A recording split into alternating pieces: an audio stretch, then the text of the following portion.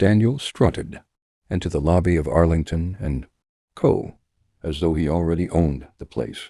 His shoes clicked loudly against the marble floor, his chin tilted high. To him, interviews were a waste of time. Why bother proving myself?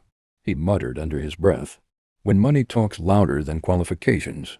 Tucked neatly inside his briefcase was an envelope stuffed with cash. In his mind, this wasn't bribery, it was strategy. Spotting a sharply dressed man seated in the corner with a tablet, Daniel smirked. Perfect. One of the big shots. He walked over without hesitation, dropped the envelope on the table, and slid it across with 2 fingers. I know how these things work, Daniel said smugly. You've got dozens of desperate graduates begging for this job. I don't beg, I pay. The man raised an eyebrow, saying nothing. Daniel leaned in, lowering his voice, but his arrogance never wavered. Let's be honest, sir.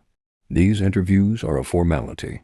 Half the people who apply don't even know how to spell professionalism, but me?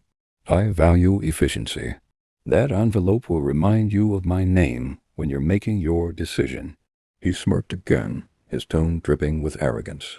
And between us, no one climbs the ladder here without giving a little push.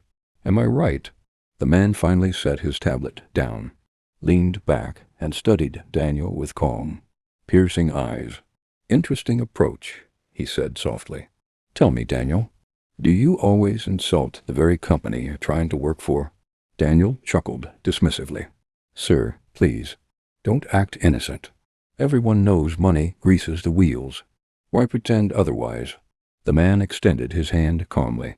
Richard Arlington, CEO of Arlington & Co. The smirk fell from Daniel's face instantly. His chest tightened. The color drained from his skin. Richard slid the envelope back toward him. At this company, Daniel, we don't hire arrogance. We hire integrity. And you've shown me exactly why you don't belong here. Daniel tried to recover, stammering, Wait, I didn't mean. Richard cut him off sharply. You came into my building, belittled every other applicant, insulted our process, and assumed everyone has a price. That tells me everything I need to know about you. Richard stood, towering over him. Here's your money. You'll need it because you won't be earning any from us. He turned and walked away without another word. For the first time in his life, Daniel realized money couldn't buy respect. And as he sat frozen in the lobby, his pride finally cracked. Replaced by the bitter taste of humiliation, the shortcut he thought would open doors had just slammed the biggest one shut.